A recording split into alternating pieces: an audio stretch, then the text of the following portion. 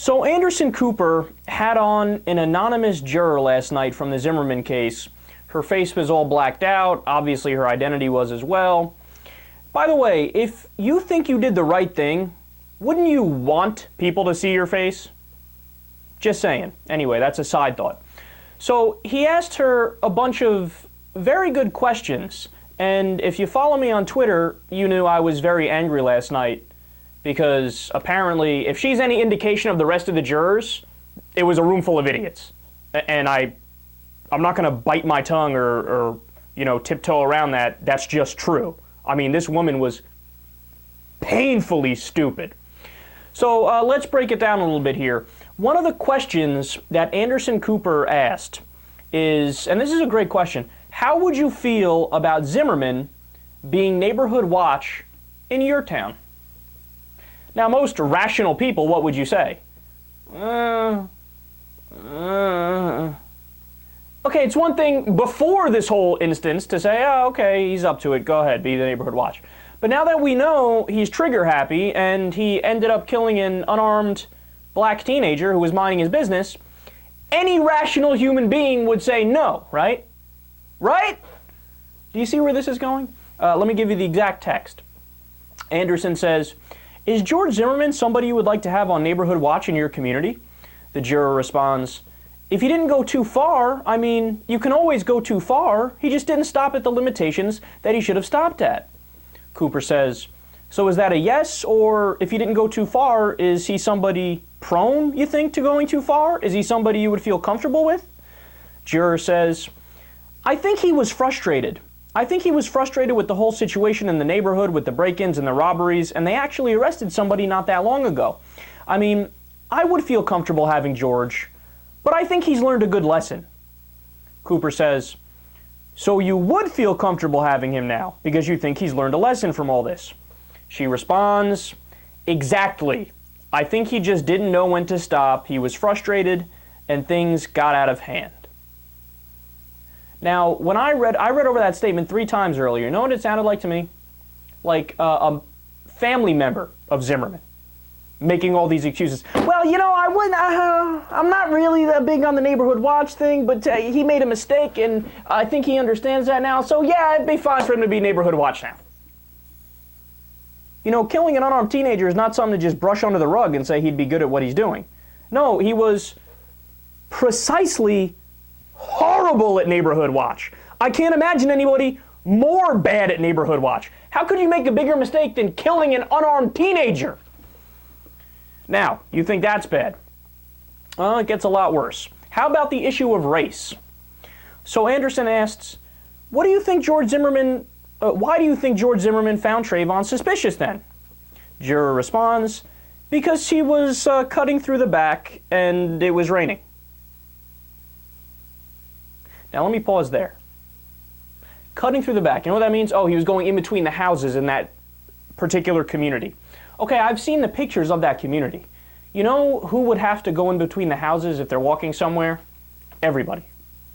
You want to know why? Because that's the only way you can get from one place to another place. You have to go in between the buildings. There's no nefarious, oh, he's cutting in between this and that. No. You know what that's called? Walking. Minding your business. And oh, it's raining. So what do you want Trayvon to do? Take out a magic wand and be like, "All right, rain, I don't want to die tonight, so rain be gone." I mean, it sounds like a sick joke. This sounds like a not funny sketch or something, right? Well, they continue. He said he was looking in houses as he was walking down the road, kind of just not having a purpose to where he was going. He was stopping and starting. Maybe he was stopping and starting because he was being stalked. Have you considered that? No, of course not. But I mean, that's George's rendition of it. Oh, so finally, a smart thing you said. But I think the situation where Trayvon got into him being late at night, I don't even know what that means, dark at night, raining, and anybody would think anybody walking down the road, stopping and turning and looking, if that's exactly what happened, is suspicious. And George said that he didn't recognize who he was. Now understand something, what she's doing here, there's no ifs, ands, or buts about it. She's sympathizing with George Zimmerman's mindset. She's saying, oh, I could see how he had the perception something wrong was going on, and anybody in that scenario would say something wrong was going on. But notice something. She doesn't account for the fact that now we know nothing was wrong. It's one thing to theorize beforehand and say, I think something suspicious is going on. It's a totally separate thing to, after the fact, when we know nothing fishy was going on, to say, oh, I could still see where he was coming from. Yeah, but why don't you account for the fact that he was wrong? He wasn't right about that. Cooper says, well, was that a common belief on the jury that race did not play a role in this? She says, quote, I think all of us thought that race did not play a role. Now, based off of that, that's it. I'm pounding the gavel. We're not dealing with a rational human being here. So you're going to sit there and tell me with a straight face, if it was one of Mitt Romney's sons in a suit and tie walking on that road at night, that this same altercation would have happened? Is that what you're going to tell me? This has nothing to do with race? Yeah, but wait a second. The argument of the defense was literally, hey, yeah, the area had been robbed before by a couple black people. So Trayvon, he was black. You know, it's a reasonable assumption to think he might have been doing something. So that's the argument the defense made, and you're saying you don't even take into account what the defense said? You're just saying, no, race had nothing to do with it. But that's obviously not true. That's demonstrably not true. Now, you think all that's bad. Here is one of the best questions from Anderson. The entire interview was a long interview.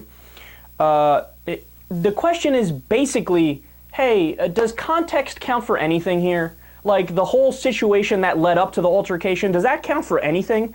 Cooper says, quote, so whether it was George Zimmerman getting out of the vehicle, whether he was right to get out of the vehicle, whether he was a wannabe cop, whether he was overeager, none of that in the final analysis mattered.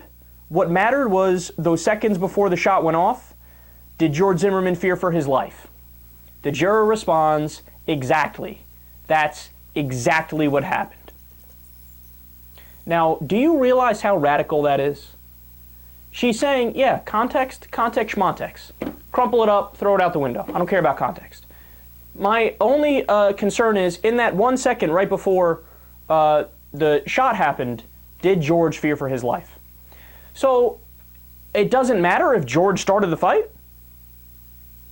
That would appear to be incredibly relevant. So anybody can go up to anybody else, start a fight, and then in the middle of the fight say, I fear for my life, shoot and kill the person and go, oh, well, they started it, I'm free to go. Do you realize how crazy that is?